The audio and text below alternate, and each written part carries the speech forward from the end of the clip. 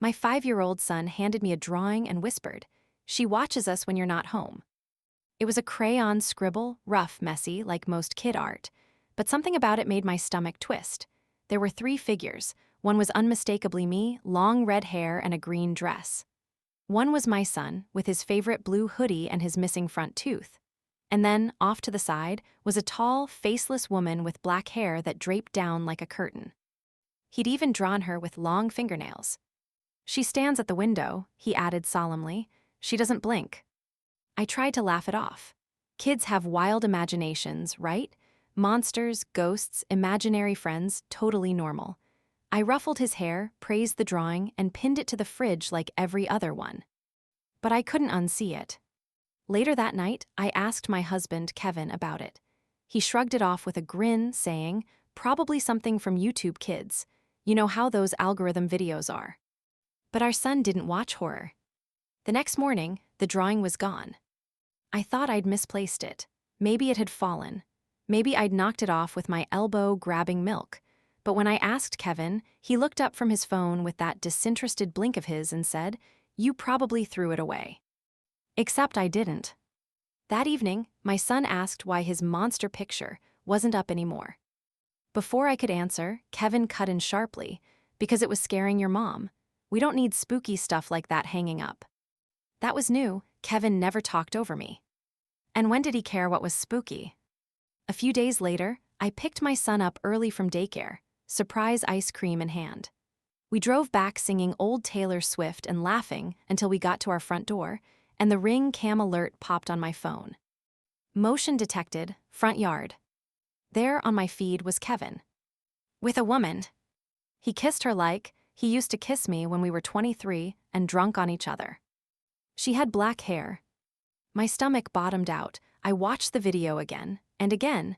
His hands were on her waist like muscle memory. She looked up at the camera, at me, and smirked. I showed the video to my son in the car, voice shaking. "That's her," he whispered. "That's the lady I drawed." He wasn't lying. I drove us to my sister, that night without even packing. Kevin called, texted, "Where are you? Is everything okay? Babe, call me." No mention of the woman, no confession. I didn't reply. The next morning, I got a text that made my blood freeze. "Unknown number, you should check the other phone." I stared at it, heart hammering. Kevin's phone had always been on him, except when he showered, and he was never in the house without it. But other phone.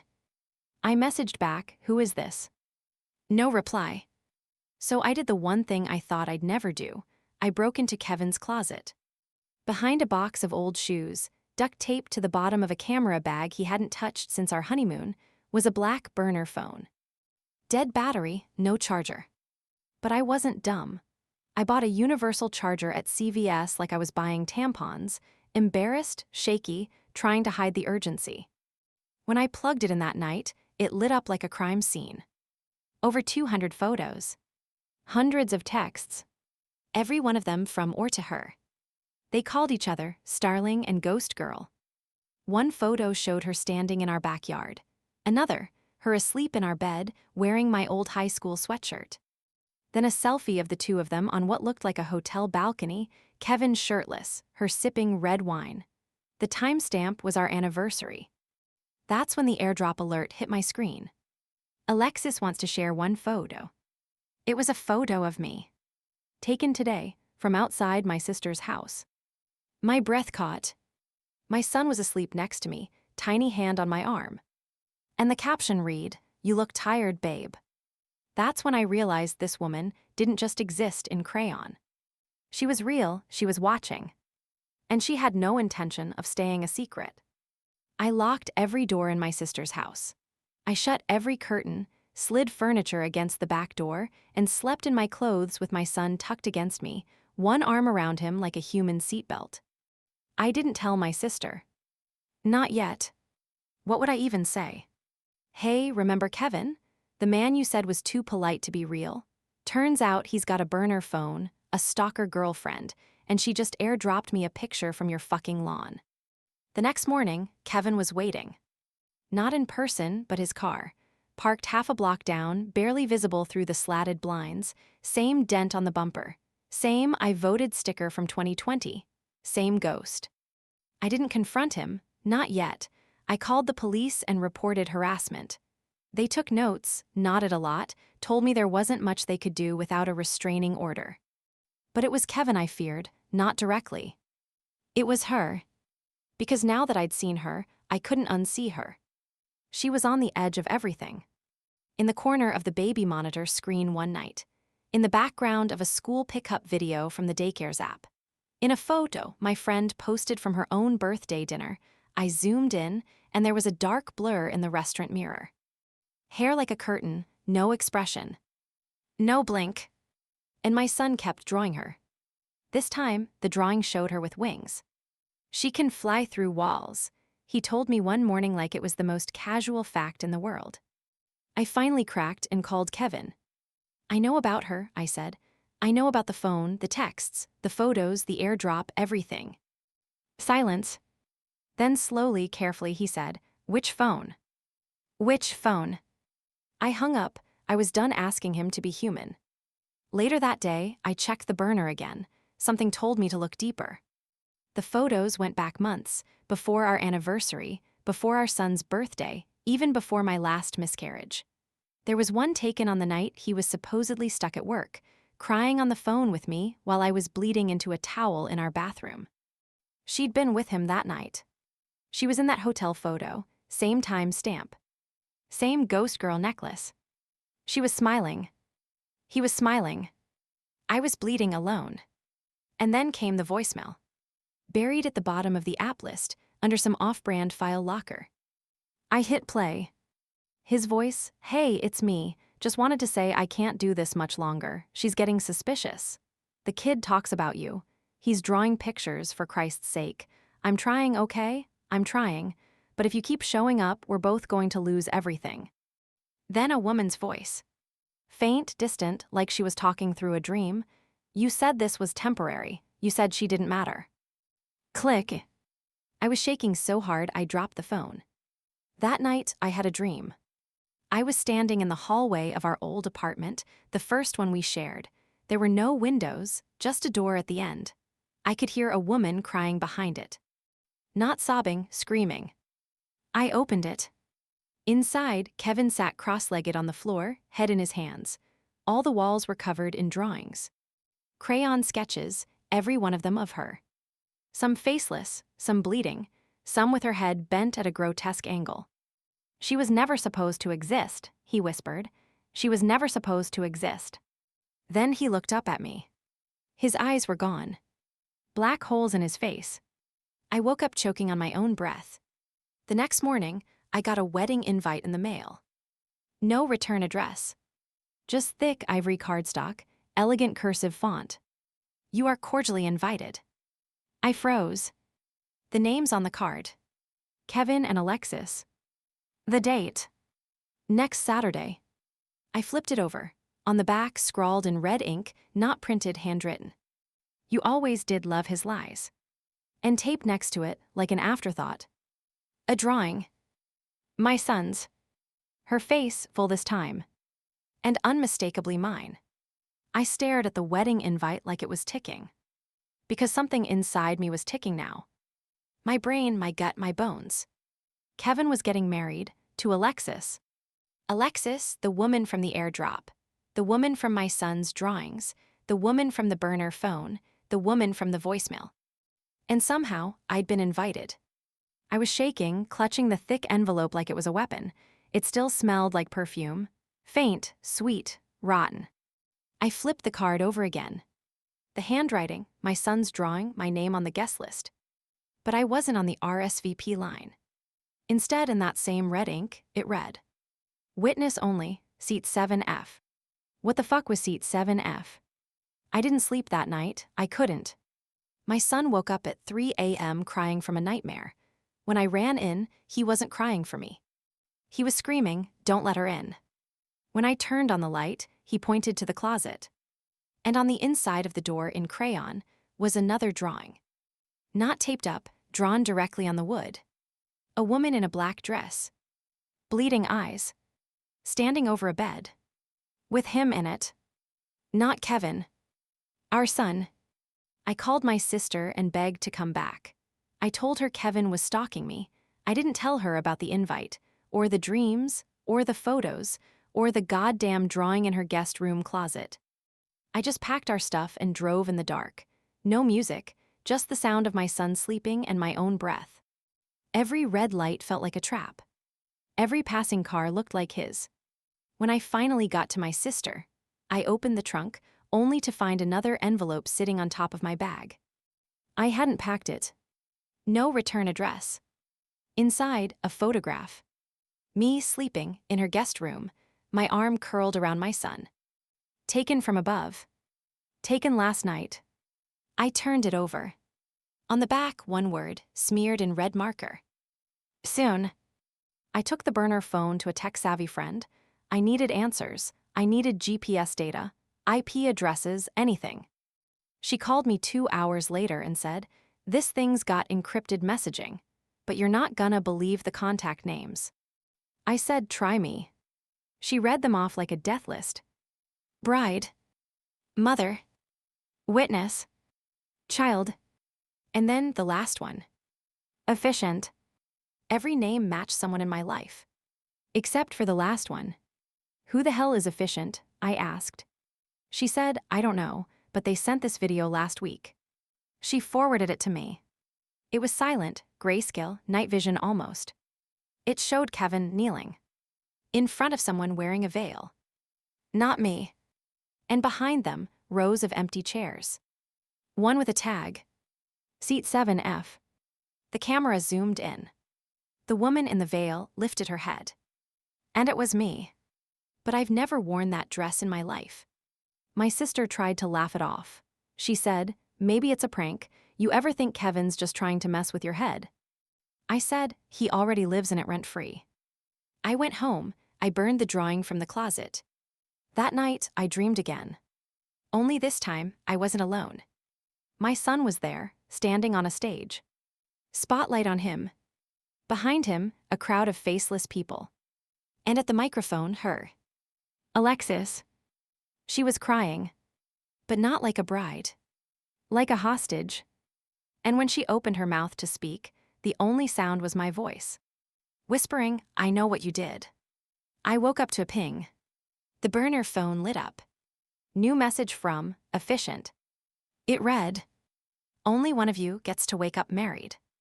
I ran to my son's room.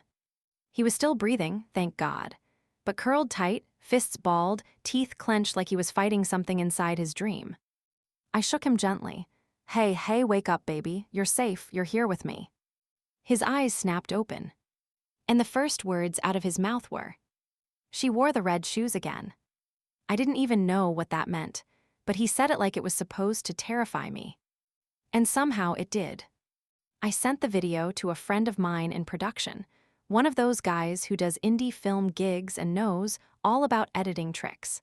I asked him if the grayscale kneeling video was fake. He called me 10 minutes later and said, "You're not gonna like this." What? It's real. As in, metadata matches GPS data from a location just outside, get this, Lexington, where Kevin's parents live. My stomach dropped. He added also, the Efficient's voice at the end, it's modulated, but underneath, I think it's female. I asked him to try cleaning it up. While I waited, I got a call from my sister. She was whispering, "I think Kevin was at Mom's house last night." What do you mean? She said someone rang the bell at 1 a.m. left an envelope. No return address. She hasn't opened it. I didn't hesitate. Tell her not to touch it. I'm coming over. The envelope was still sitting on the foyer table. Cream-colored, thicker paper, gold-trimmed edges. I picked it up with latex gloves. I don't even know why I had them in my purse. At that point, I was so paranoid I could have starred in my own FBI miniseries. Inside, a single page. Typed. No name. No date. Just 4 lines. She is real. She has always been. You took her place. She wants it back. At the bottom, a lipstick print, smudged. Red. I made the mistake of Googling Kevin's new fiancé. There wasn't much. Her Facebook was deactivated, Instagram gone. LinkedIn only had a vague job title, consultant. But then I looked at the cached version of her wedding website before it was password protected. There was a tab called Our Story. And when I clicked it, the page glitched. Like literally glitched, flickered, text disappeared and reloaded. And what popped up wasn't a story, it was a fucking countdown. 5 days. 7 hours. 13 minutes. Underneath, in small print, Seat 7F will be called first. I confronted Kevin. I had to. I called him from a blocked number, told him I knew everything. The burner phone, the drawings, the airdrop, the video, the dream, the invite, Seat 7F everything. He was quiet for a long time. Then he said, "You weren't supposed to see Seat 7F. What the fuck is Seat 7F, Kevin?" He paused again, then, "Remember when we got engaged, and I said you were the first person who ever really saw me?" "Yeah." I lied. I was shaking. "What?" "She did, she saw me first." I screamed, "Who is she?" He whispered, "You'll meet her soon." And he hung up. That night, I had the worst dream of my life. I was in a hotel. I knew because I could see the numbers on the door, 307. The walls were floral wallpaper, the kind you see in mid-budget wedding venues. I walked down a hallway that never ended. My feet made no sound. The doors were all ajar. And inside every room, a version of my life. Me as a child. Me as a bride. Me holding my son. Me standing in a cemetery. And in every room, she was there too. Not Alexis, not exactly. She looked like me. Only off. Eyes too wide, lips too red, voice too soft. And every time I walked into another room, she turned to me and said, "You don't belong here." I woke up gasping, sweating. The burner phone buzzed. Another message from Efficient. She dreams in the same rooms now. Attached was a screenshot. It was from a location app. Shared between 3 people. Me, Kevin, and a third name. Alexis V. All 3 dots were now in the same place. A hotel. Room 307. I drove to the hotel. I didn't plan it. I didn't pack. I didn't call anyone. I just put the address from the shared location into my phone and let the GPS guide me through the fog. The building was beige, mid-range, forgettable, like it wanted to disappear. Room 307 was on the 3rd floor, end of the hallway. I pressed my ear to the door.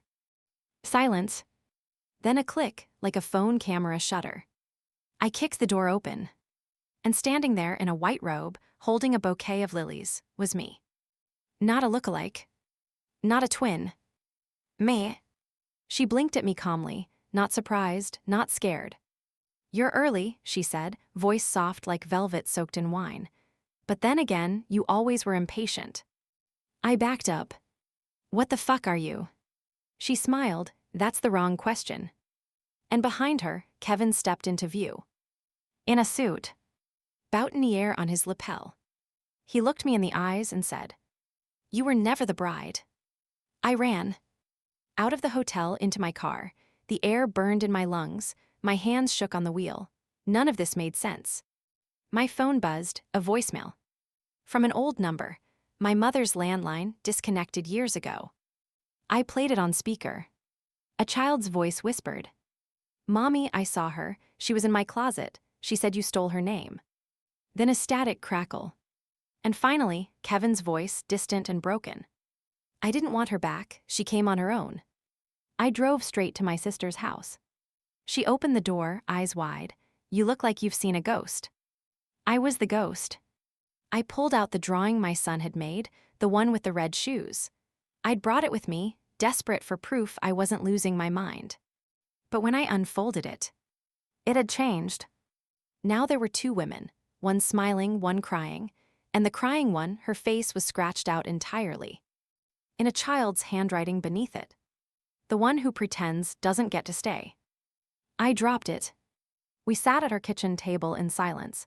She made tea with shaking hands. "Do you remember when you had the miscarriage?" she asked suddenly. I stared at her. "What does that have to do with anything?" "You were unconscious for 3 days after the blood transfusion," she said slowly. You don't remember what you said when you woke up. I didn't. I remembered pain. And Kevin holding my hand, saying I was safe. You kept repeating a name, she said, over and over. I leaned in. What name? Her lips trembled. Alexis. That night, I dreamt again. This time I was walking down a church aisle, except the pews were full of mannequins, faceless, rigid, watching. Kevin stood at the altar. And Alexis, me but not me, was waiting beside him. I opened my mouth to scream. But no sound came. Then my son appeared in the front row. He turned to me, eyes wide, and whispered, She's already signed the papers. I woke up crying. There was an envelope on my nightstand. Same gold trim. No stamp, no name. Inside was a marriage certificate. Kevin James R. and Alexis Vaughn. Dated 3 years ago. 3 years. While he was still with me. Before our wedding. Before our son was born. My breath caught in my throat. The back of the certificate had a handwritten note. You are the decoy, she is the destiny. I took the burner phone to a friend in digital forensics, told him to tear it apart. He called me 48 hours later. That phone's not just a burner, he said. It's been cloned from your number. What? Someone duplicated your SIM years ago. Every message you sent, every photo, every call, she saw them. I went numb. She's been watching your life through you, he said, and shaping it around herself. I whispered, she was never a stranger. No, he said, she was always one step ahead. I stared at the marriage certificate again.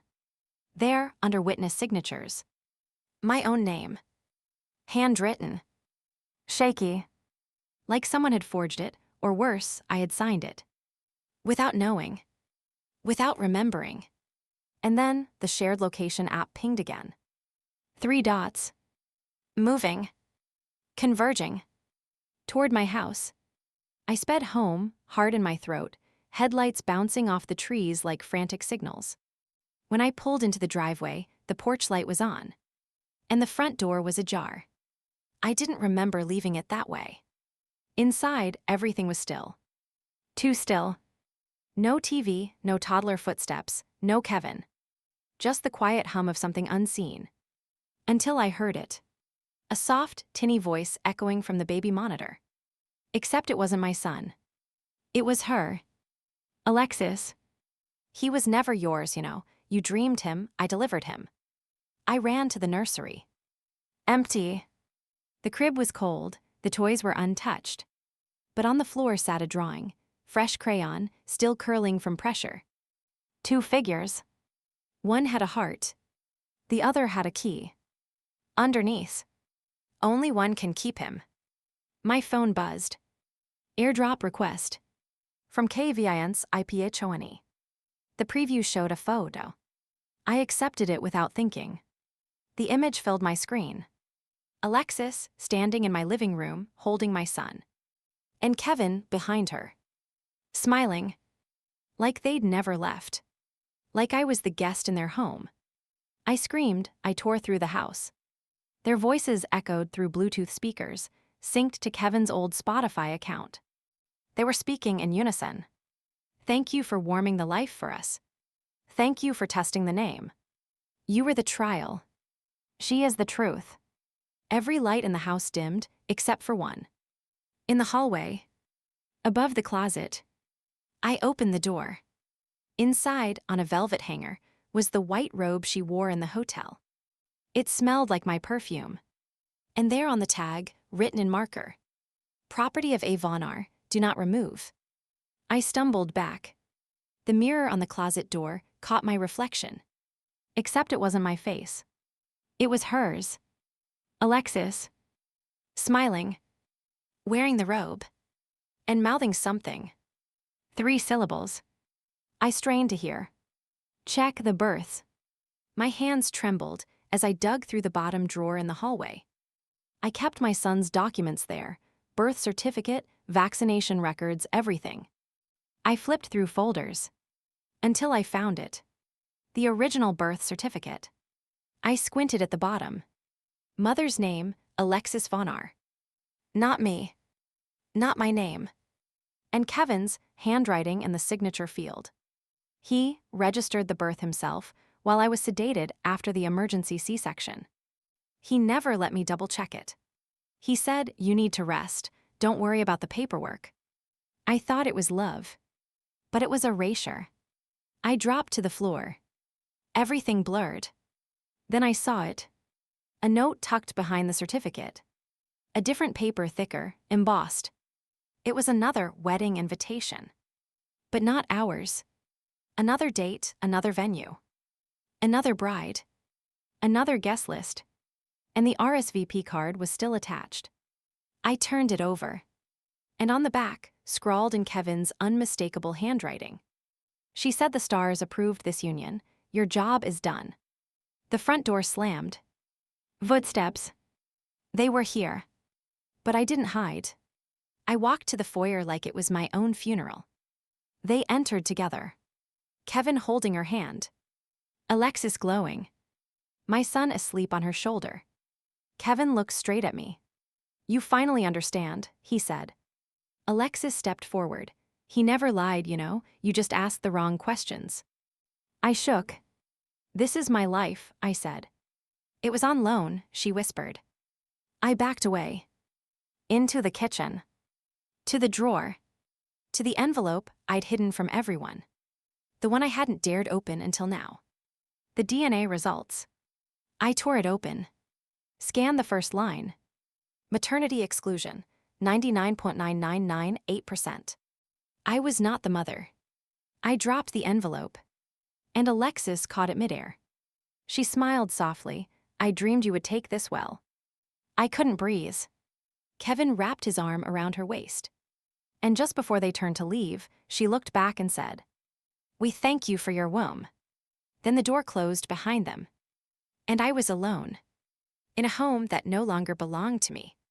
With memories that were never mine. The silence after the door closed was louder than any scream I'd ever heard. I couldn't move. Couldn't breathe. The house was too clean, too arranged, like I'd never lived there. Like I'd been a placeholder in someone else's dream. And now that dream had ended, except I was still awake, still drowning in it. But the worst part, I couldn't stop asking myself, was any of it real? Was my son ever really mine? Was Kevin ever really in love with me? Or was I just a stage, built for someone else's entrance? I picked up the DNA envelope again, my hands numb and foreign. I read every word. Probability of maternity, 0%. I wasn't even a distant genetic match. I wasn't his aunt. Not a cousin. Not even a stranger with similar ancestry. Just nothing. And yet I remembered growing him. I remembered the kicks, the swelling, the birth. Unless I called the hospital, asked for the attending doctor's name from my son's delivery. It took some pushing, lying. But eventually I got the name, Dr. Allison Trent. I remembered her, the one who held my hand when Kevin said he couldn't stomach watching the C-section. I Googled her, she retired. I found a personal blog.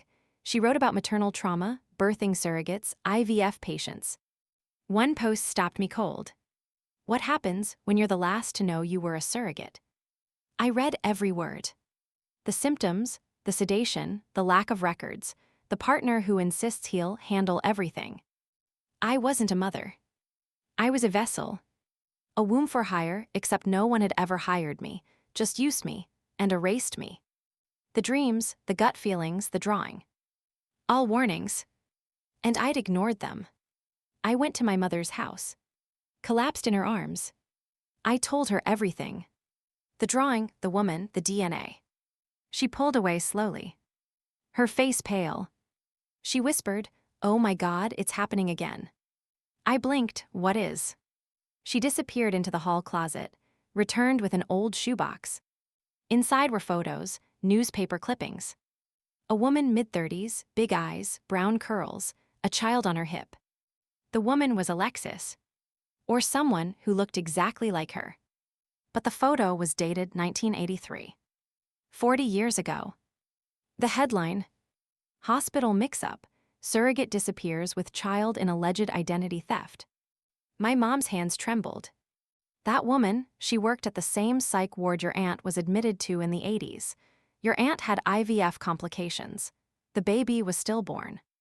I couldn't breathe. She swore the staff let someone else leave with her baby. Said she saw her son in town a year later with that same woman, but no one believed her. I stared at the woman's eyes in the photo. It was Alexis, or someone who never aged.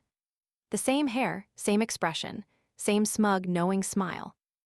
I went home, but it wasn't home anymore. It was clean, scrubbed of memory. Until I opened the closet again and saw the burner phone. The one from the dream, hidden in my old shoebox of keepsakes. I powered it on. One contact, no number. Just messages. All from the past year. Dozens of them. From Kevin. Do you think she suspects? She won't figure out the paperwork. Start appearing in her dreams again. She believes it's postpartum, she's easy. Plant the robe, she'll spiral. We'll take him soon. And the last one. She thinks she's the mother, LOL. That's when I stopped crying. That's when rage set in. I wasn't the mother, I wasn't the partner, I wasn't even a person to them. But I was a witness. A survivor. I printed everything. The DNA test. The texts. The birth certificate. I found the address on the second wedding invite. They were hosting a renewal ceremony, a cover. Family, friends, old coworkers. A perfect audience. I dressed in white. Not bridal white. Revenge white. I walked into that garden venue as they were mid-toast. Alexis was glowing, as usual. Kevin was beside her. My son toddled between them in a tiny tux. I waited until the DJ gave them the mic. And I stepped forward. I have a toast too, I said. Everyone turned. I clicked the remote in my hand. Behind them, the projector screen flickered on and displayed the DNA results. Gasps. Then the texts. Then the photo of Alexis standing in my house holding my son. Then the last message, she thinks she's the mother, LOL. Alexis's smile finally cracked. Kevin reached for the mic. I grabbed it first. My name is not on the birth certificate, I said, but I bled for that boy. I carried him while they laughed at me behind my back. They lied to all of you, to me, to my body, and now you all know. Silence. Then murmurs. Then chaos. Kevin's mom screamed. Alexis fainted. The baby cried. And I left. Calm, walking out into the golden hour sun. Not a mother, not a wife. But no longer a ghost either. Not erased. Exposed. And finally seen. Like, subscribe, and comment if you've ever second-guessed your reality. Your story might be next.